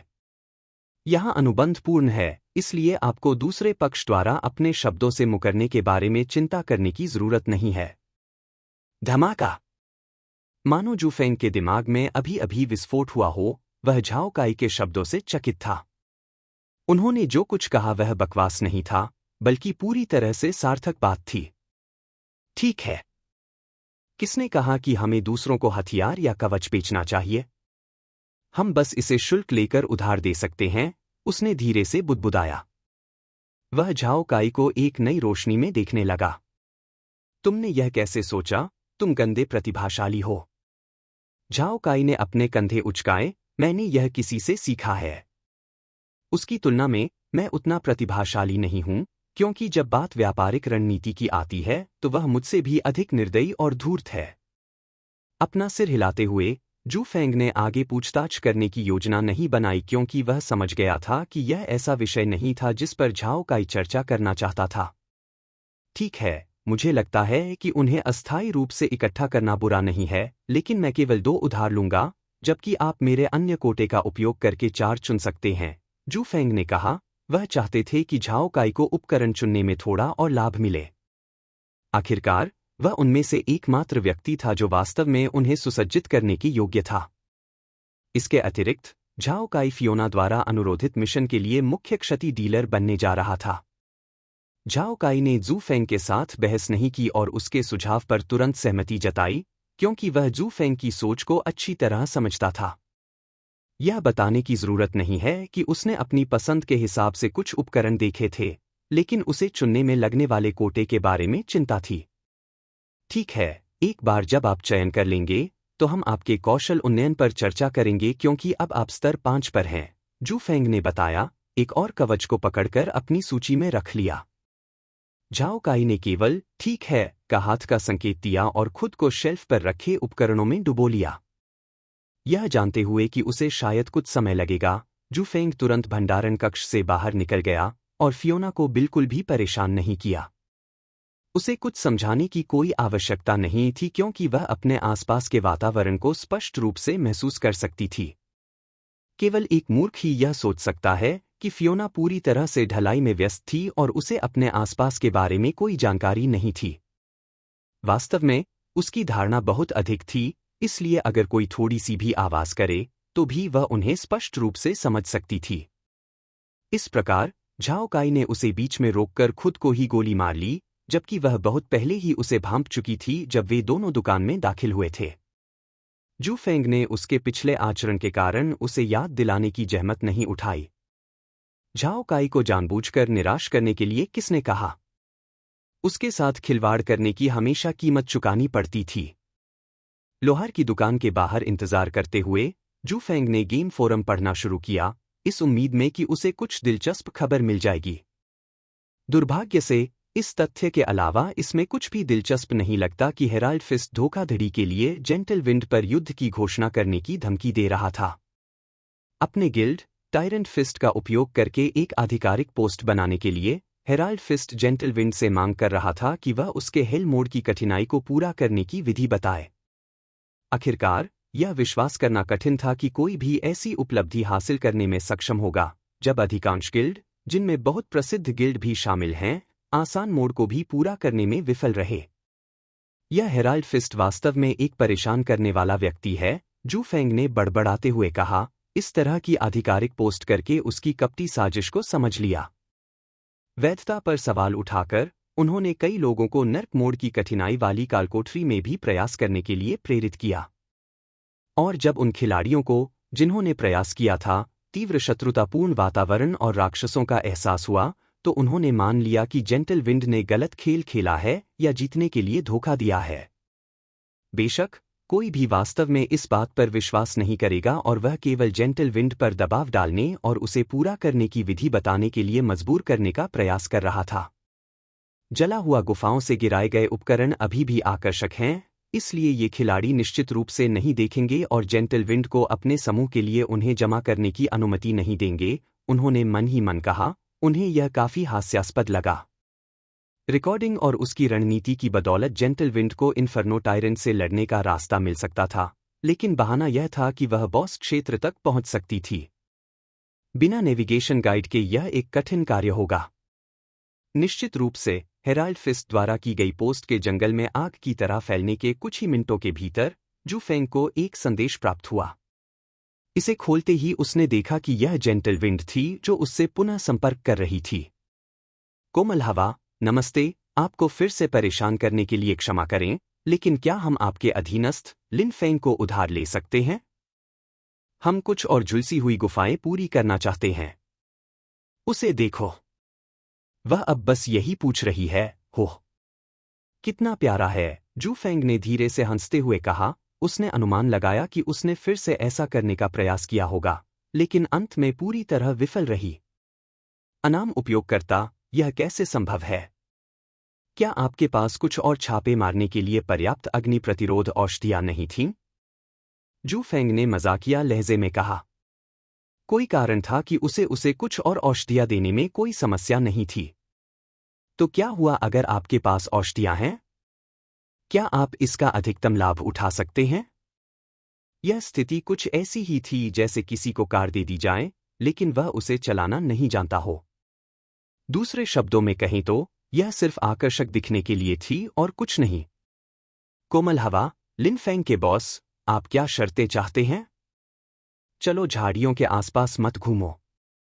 अनाम उपयोगकर्ता, अधीर होने की कोई आवश्यकता नहीं है। मैं जल्द ही स्कॉच्ड कैवर्न्स को पूरा करने के तरीके पर एक गाइड प्रकाशित करूंगा, लेकिन चूंकि आप मेरे पहले ग्राहक हैं, सही समय आने पर मैं आपको एक विशेषाधिकार दूंगा। यह संदेश भेजने के साथ ही जू फेंग ने संदेश बंद कर दिया और हंसते हुए कहा, तुमने बहुत समय ले लिया, शैडो ब्लेड। मुझे लगा कि मुझे यहां लंबे समय तक इंतजार करना पड़ेगा। मेरी गलती, उपकरण बहुत अच्छे थे इसलिए चुनने में थोड़ा समय लगा। झाओ काई ने हंसते हुए अपना नया कवच और हथियार दिखाया। उसे अपने हाथ में नई बंदूक बहुत पसंद आई, वह हर जगह उससे गोली चलाने का नाटक कर रहा था। क्या आप आयरन बोल्ट राइफल का इस्तेमाल नहीं करने जा रहे हैं? जू फेंग ने भौहें उठाईं और पूछा। यह एक अच्छा हथियार है, आप जानते हैं। झाओ काई अचानक मुस्कुराया और पीछे मुड़कर उसकी पीठ की ओर इशारा करते हुए बोला, क्या तुम नहीं देख सकते कि मैंने इसे पहले ही सुसज्जित कर लिया है? आयरन बोल्ट राइफल झाओ काई की पीठ पर सुरक्षित रूप से लटकी हुई थी। इसकी चिकनी डिजाइन उसके रुख के अनुरूप थी, जिसे किसी भी समय निकाला जा सकता था। अवाक, जू फेंग स्पष्ट रूप से भूल गया कि वह ढाल के प्रति अपनी घृणा के कारण वास्तव में इसे इस तरह से सुसज्जित कर सकता था। बुरा नहीं है न? झाओ काई ने अपने हाथ कमर पर रखे और खुशी से हंसा। अब मैं छोटी या लंबी दूरी आसानी से तय कर सकता हूं। राक्षस अब मेरे लिए कोई खतरा नहीं रहेंगे। हाँ, लेकिन यह तभी संभव है जब तुम वास्तव में उन्हें मार सको और उन्हें करीब आने से रोक सको। जू फेंग ने असहाय महसूस करते हुए आह भरी। खैर, चलो गांव के टेलीपोर्टेशन प्लेटफॉर्म पर चलते हैं और पहले खुद को पंजीकृत करते हैं। हाँ, लेकिन मेरे कौशल के उन्नयन के बारे में क्या? उलझन में झाओ काई ने सोचा कि वह इस मामले के बारे में भूल गया है। यह सिर्फ आपके कौशल को उन्नत करने के लिए है। जू फेंग ने अपना माथा पीट लिया। हम वहां चलते हुए ऐसा कर सकते हैं, या फिर तुम मुझे यह बता रहे हो कि तुम एक रोबोट हो और एक समय में सिर्फ एक ही काम कर सकते हो? हे भगवान, मैं तो बस उलझन में था। ठीक है। और मैं मूर्ख हूं जो तुम्हारा दोस्त हूं। मुझे लगता है कि तुम मुझे जितना निराश करते हो, उससे मेरे चेहरे पर कुछ दाने निकल आएंगे। अरे, तुम जानते हो कि यह सच नहीं है। झाओ काई ने हंसते हुए जू फेंग के कंधे पर हाथ रखा। हम भाई हैं, तो मैं कैसे निराश कर सकता हूं? ठीक इसी तरह उन दोनों ने गांव के टेलीपोर्टेशन प्लेटफॉर्म की ओर अपनी गति जारी रखी, जबकि जू फेंग ने झाओ काई को उसकी खेल शैली के अनुरूप कौशल को उन्नत करने में सहायता की। मैं बेहतर कौशल कब प्राप्त कर सकता हूं? झाओ काई ने अपने उन्नयन पूरा करने के बाद पूछा। स्तर बढ़ाओ या वर्ग परिवर्तन खोज करो, जू फेंग ने भावशून्यता से जवाब दिया। वर्ग परिवर्तन खोज? तुम्हारा मतलब वर्ग की उन अनोखी शाखाओं से है? हाँ, कुछ हद तक, लेकिन सभी वर्ग परिवर्तन अभियान अच्छे नहीं होते। कुछ तो लालची खिलाड़ियों के लिए जाल मात्र होते हैं। इसके बारे में अच्छी बात यह है कि यह अपरिवर्तनीय या स्थायी नहीं है, इसलिए खिलाड़ी चाहें तो हमेशा बदलाव कर सकते हैं। मैं समझ गया। झाओ काई ने सिर हिलाया और अपने हाथ अपने सिर के पीछे रख लिए। जो भी हो, मैं तुमसे पूछ सकता हूं कि क्या कोई क्लास अच्छी है, क्योंकि तुम्हें बहुत कुछ पता है। तुम मुझ पर बहुत ज्यादा भरोसा करते हो। जू फेंग ने अपना सिर हिलाया और हंसा।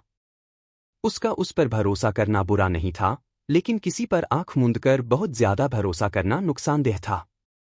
हालांकि जब उन्होंने झाओ काई का जवाब सुना तो वे दंग रह गए।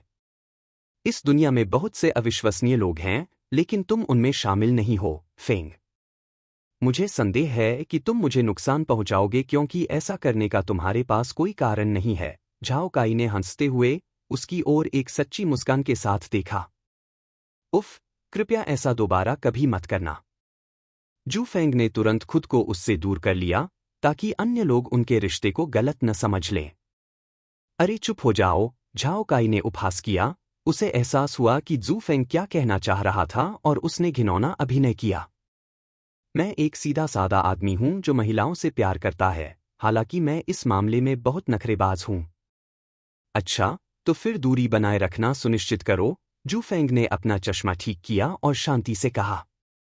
अरे, तुम इतने परेशान करने वाले कब हो गए? या आपसे सीखो।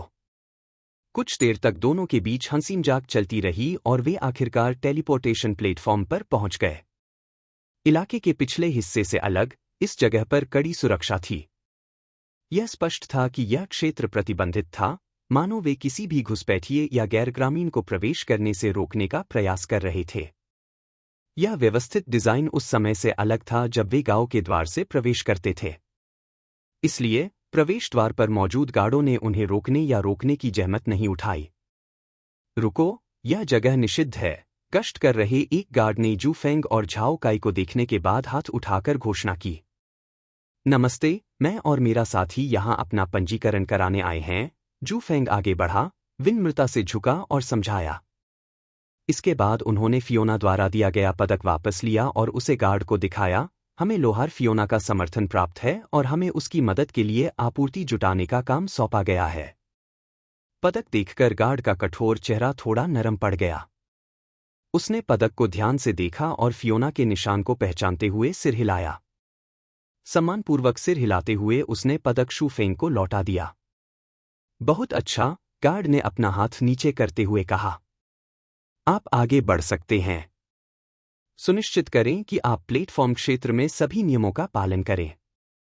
हम इसे ध्यान में रखेंगे, जू फेंग ने विनम्रतापूर्वक जवाब दिया और फिर झाओ काई को अपने पीछे आने का संकेत दिया। कुछ सेकंड बाद उन्होंने एक अन्य गार्ड के पास अपना पंजीकरण कराना शुरू कर दिया, जिसने उनका डेटा और जानकारी दर्ज कर ली।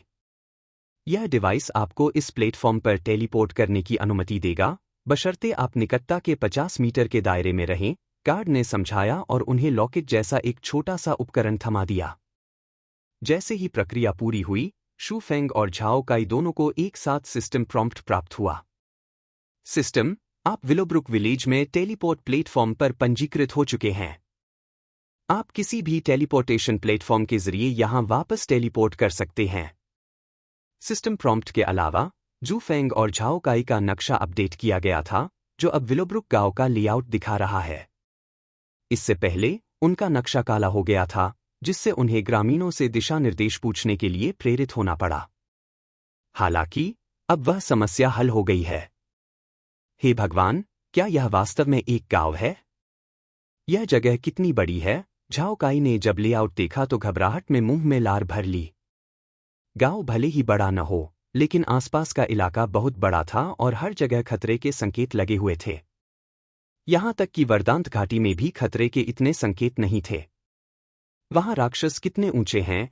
झाओ काई ने जू फेंग की ओर मुड़कर पूछा। ऐसा लगता है कि उसे विश्वास था कि उसके पास इसका उत्तर है। झाओ काई की तीव्र निगाह और उसका यह विश्वास कि जू फेंग को कारण पता था, कम से कम इतना तो कहना ही होगा कि यह बहुत ही दबंग बात थी। चलो, फेंग, तुमने पहले ही बहुत कुछ बता दिया है, तो मुझे कारण बताने में क्या बुराई है? झाओ काई ने मुंह बनाते हुए फिर से एक सच्ची मुस्कान बिखेरने की कोशिश की। फिर एक हल्की आह भरते हुए, जू फेंग को पता था कि जब वह बदमाशी कर रहा था तो उसे समझाना होगा। यह स्पष्ट था कि जब तक उसे उत्तर नहीं मिल जाता, वह पूछना बंद नहीं करेगा। इसके अलावा, खुद को इस घृणित दृश्य से बचाने के लिए, उसने यह समझाने का निर्णय लिया, ताकि वह बुरी तरह डर न जाए। कोई भी राक्षस जो हमसे 20 स्तर ऊपर है, उसके पास खिलाड़ियों को चेतावनी देने के लिए खतरे के संकेत होंगे। लेकिन यह सिर्फ एक संकेत है और वास्तव में सटीक नहीं है, क्योंकि सिस्टम खिलाड़ी के कौशल और अन्य चीजों को ध्यान में नहीं रखता है। जू फेंग ने झाओ काई के चेहरे के भावों की सावधानीपूर्वक जांच करते हुए समझाया। सौभाग्य से ऐसा लग रहा था कि झाओ काई अभी भी वैसा ही था तथा पूरी तरह से उदासीन व्यवहार दिखा रहा था। ओह, तो यह सिर्फ शक्तिशाली राक्षस हैं।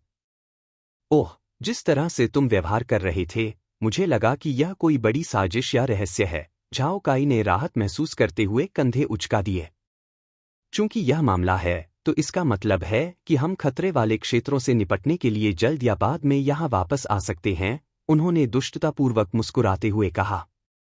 यकीनन, वह एक टैंक है, भले ही वह टैंक की तरह व्यवहार न करने की कोशिश कर रहा हो। जू फेंग ने मन ही मन निष्कर्ष निकाला। केवल वे लोग जो टैंक वर्ग चुनते हैं, वे अपने युद्ध कौशल का परीक्षण करने के लिए अपनी क्षमता से ऊपर के खतरनाक राक्षसों से लड़ने के लिए बेहद उत्सुक होते हैं। हालांकि जू फेंग अभी भी झाओ काई के व्यवहार में आए बदलावों को देखकर आश्चर्यचकित था, जो उसने पहले देखे थे। वह अधिक लापरवाह और तनाव मुक्त लग रहा था, स्पष्ट रूप से दिव्य दुनिया के वातावरण का आनंद ले रहा था। फिर भी दबाव से मुक्त होना कोई बुरी बात नहीं थी। कम से कम जू फेंग ने अपनी योजनाओं और अपनी साजिशों के बारे में झाओ काई को बताने की योजना नहीं बनाई थी। उसे दबाव महसूस कराने की कोई जरूरत नहीं थी। इसके बजाय वह ज्यादा कुछ जाने बिना ही दिव्य दुनिया का आनंद ले सकता था। अरे काई, अगर मैं तुम्हें दिव्य दुनिया में मेरे लिए कुछ करने के लिए कहूं, तो क्या तुम मेरी मदद करोगे? जू फेंग ने उसकी ओर मुड़कर गंभीरता से पूछा। अचानक हुई गंभीर बातचीत से आश्चर्यचकित होकर झाओ काई समझ गया कि यह कोई सामान्य प्रश्न नहीं था, क्योंकि वह उसे उसके पहले नाम से ही बुला रहा था। इसके बावजूद झाओ काई ने अपनी मुट्ठी भींचते हुए दृढ़ निश्चयी भाव दिखाया। हे, हम भाई हैं, तो पूछने का क्या मतलब है? बस मुझे बताओ कि क्या करना है। जरूर, तो उन सभी 200 राक्षस भागों को मार डालो। जू फेंग ने दिल खोलकर हंसते हुए उसके कंधे पर थपथपाया। इस बीच झाओ काई का गला लगभग अपनी ही लार से अटक गया। उसे ऐसा महसूस हो रहा था जैसे उसे जू फेंग द्वारा धोखा दिया गया हो और उसके साथ छल किया गया हो। आप मुझसे यह उम्मीद कैसे कर सकते हैं कि मैं उन सभी को अकेले ही मार डालूंगा? वह पीड़ा में चिल्लाया और जू फेंग का पीछा करने लगा, जिसने पहले ही टेलीपोर्टेशन सक्रिय कर दिया था। एक झटके के साथ दोनों गांव से गायब हो गए और वरदांत घाटी के प्रवेश द्वार पर प्रकट हुए। ओह, भगवान का शुक्र है कि उन्होंने हमें बारूदी सुरंग के बीच में नहीं भेजा। झाओ काई ने अपने माथे से गायब पसीना पोंछा और राहत की सांस ली। बिना किसी तैयारी के राक्षसों के समुद्र के बीच में भेजे जाने की भयावहता अकल्पनीय थी। यह गेम इतना भी कठोर नहीं है। जू फेंग ने अपनी भौहें सिकोड़ते हुए सोचा कि वह किस तरह की बकवास सोच रहा है। अगर गेम में वाकई ऐसा डिजाइन बनाया गया है, तो कौन टेलीपोर्टर लेने की हिम्मत करेगा? अच्छा, हम क्या करने जा रहे हैं? राक्षसों का शिकार शुरू करें? झाओ काई ने पूछा। ऐसा लग रहा था कि वह अपने नए उपकरणों का परीक्षण करने के लिए उत्सुक था। हालांकि जू फेंग ने अपना सिर हिलाया और कहा, नहीं, आपको ओकवुड टाउन लौट जाना चाहिए और भोजन का स्टॉक करना चाहिए। हमें इस मिशन को पूरा करने के लिए आपके ग्लूटनी कौशल का उपयोग करने की आवश्यकता होगी। ओहो, क्या आप भोजन के लिए भुगतान कर रहे हैं? झाओ काई ने अपने हाथों को आपस में रगड़ा और दुर्भावनापूर्ण ढंग से मुस्कुराया, जिससे उसका चेहरा कुछ डरावना लग रहा था। तुम तो मुझसे भी ज्यादा लालची हो। जू फेंग ने अपनी आंखें घुमाईं, लेकिन फिर भी पैसों से भरी थैलियों की एक बोरी उसकी ओर फेंक दी। जैसे ही झाओ काई ने थैली पकड़ी, उसने उसे पहचान लिया। रुको, क्या यह वही थैली नहीं है जिसे हमने उन घात लगाने वालों से छीना था? सुधार, ये सजा हमें उनके गलत कामों के लिए दी गई थी। आखिरकार हम कानून का पालन करने वाले नागरिक हैं। हाँ, यह एक उपहार था। मेरी गलती। हम डाकू कैसे हो सकते हैं? तो तुम यहां किसका इंतजार कर रहे हो? एक कुकी, जू फेंग ने गुस्से से कहा। हा, मैं अभी वापस आऊंगा, झाओ काई ने हंसते हुए कहा और जल्दी से भाग गया। हालांकि वह काफी दूर था, लेकिन जू फेंग ने उसे यह जरूर बताया कि वापस आने पर वह उसे संदेश भेजे। झाओ काई की ओर से एक साधारण लहर के जवाब के साथ वह धीरे धीरे आसपास से गायब हो गया और जू फेंग ने तुरंत पास की एक चट्टान पर बैठ गया। ठीक है, अब गाइड लिखने का समय आ गया है। जू फेंग ने अपनी बाहें फैलाते हुए 2 अलग अलग गाइड लिखना शुरू किया। एक गाइड बुनियादी थी, जिसमें ज्यादा जानकारी नहीं थी, लेकिन बस इतना था कि वे आगे बढ़ सकें। दूसरी गाइड ज्यादा विस्तृत थी, जिसमें बॉस के पैटर्न और निपटने की रणनीति के बारे में बताया गया था। ये दोनों गाइड स्वाभाविक रूप से वे थे जिन्हें जू फेंग ने बहुत अधिक कीमत पर बेचने की योजना बनाई थी, क्योंकि वर्तमान में स्कॉच्ड कैवर्न्स के बारे में चर्चा हो रही थी। समय धीरे धीरे बीतता गया और जू फेंग ने मूल गाइड का निर्माण पूरा कर लिया, अर्थात झुलसी हुई गुफाओं के कालकोठरी गाइड का परिचय। अब मुझे कितना चार्ज करना चाहिए? जू फेंग ने अपनी ठोड़ी रगड़ी और सोचा। इसे बहुत सस्ते दाम पर नहीं बेचा जा सकता, कहीं ऐसा न हो कि अन्य लोग इसे बेकार गाइड समझ लें, लेकिन यह बहुत महंगा भी नहीं होना चाहिए। आखिरकार, यह बुनियादी गाइड अन्य व्यापक गाइड की तुलना में, जो उन्होंने अभी तक नहीं बनाई थी, औसत खिलाड़ियों के लिए वास्तव में सबसे अधिक बिकने वाली थी।